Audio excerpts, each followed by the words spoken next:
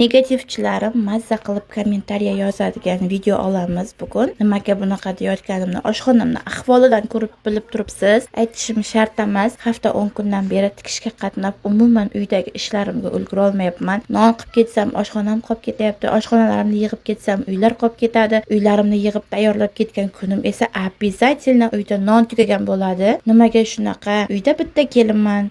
Yordamlashadigan qizim hali juda ham kichkina va mana shu oshxonamning gilamlarini 1-2 kun oldin yuvgandim. Ular qurib qolibdi. Bugun pollarini yuvib, tozalab, birin-ketin oshxonamga gilamlarini to'shab qo'yamiz. Bilaman, hozir ko'pchilik kommentariyaga yozadi: "Voy, oshxonangizning ahvolini qarang, sudem" deb.